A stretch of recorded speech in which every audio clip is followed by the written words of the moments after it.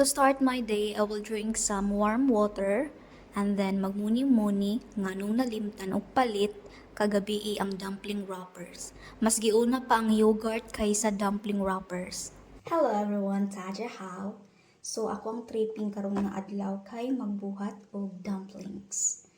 It will be my first time doing this, so I hope it will turn out well. And these are the ingredients nga ako ang i-prepare. Duha ka set nga ground pork. And gabi pa na ako ni siya giandam para din ako mahago ron. The Chinese chives, mushroom, onion and garlic, i-combine na nako na siya.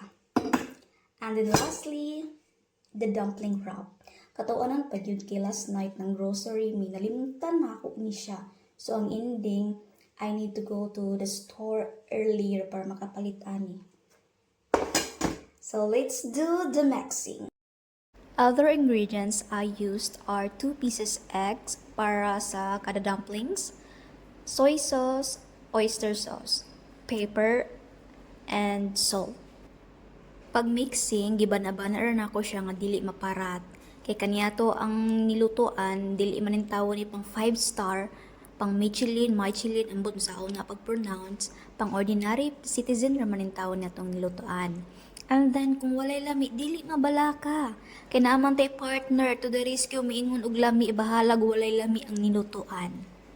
Pero deep inside, gikulbaan na di ay kay base niyag masayang ang gi-prepare. Saon na lang yun, ubay-ubay ra ba ang gibuhat.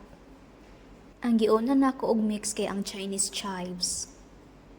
After nako mabutang ang tanan seasoning, mikos-mikos na dayon, and then, that's it! Chinese chives dumplings, done. Next is the mushroom, the same seasonings and procedures sa Chinese chives. Living here in China is a little bit challenging. First, ang internet. Of course, in order for you to connect the internet and to open the black apps, you need to have PN. Gisilent na lang nako ang first letter kay base niya og ma-detect, ma-restrict na niyon ako ang account. So these past few days, I've been struggling what PN to use. Kay na ako'y gi-purchase nga mga apps, but then, during the free trial, okay pa kayo siya. Along the way, pag-purchase, dili na siya mulahutay. The reason why nga nung low-key ko sa social media, because of that issue. What I am using now is a free trial PN. Once it's expired, that means goodbye. Second, ang mga tao daari kay always gadali, especially atong garilay sa bus station. Kaya ang ilahang transportation daari nakauras. Dili ang bus maghulat sa tao kundi ang tao maghulat sa bus. That's why a Filipino time here is really a big no. Mushroom dumplings done. Humanata og mixing, so karon ato sang ihalay ato ang nilabhan, and then after that maliko para fresh from the sea. Tihagod yung bibi na pipi. So I'm back. Fresh from the sea niyo guys, dito. Sa akong una i-wrap yung Chinese chives. And then this one.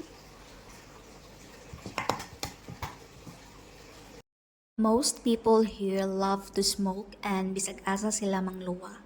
That's why every time nga mugawas ko, nag-wear ko og face mask because I can't handle cigarette smoke.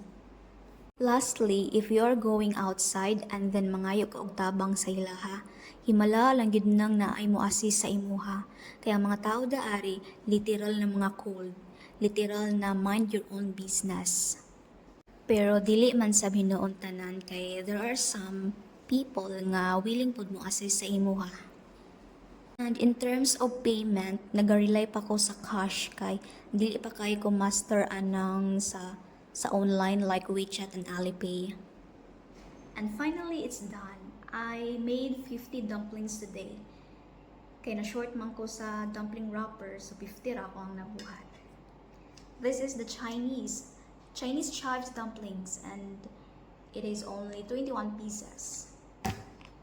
And the mushroom dumplings, it's 29 pieces.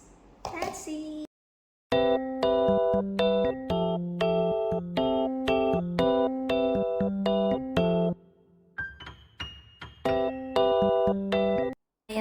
happy that it turns out well. So my long-term target is to learn Mandarin, one lesson per day.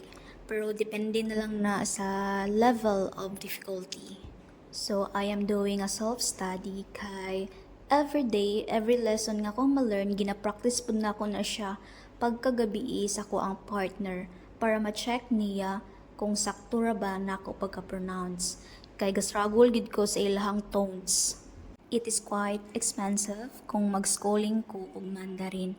That's why I choose nga mag-self-study na lang kay ako raman po na siya i-practice sa akong partner. But then again, there is no success without hardships. That's it for today. This is Anna, Filipino wife living here in China. See you next time. Sai-chan!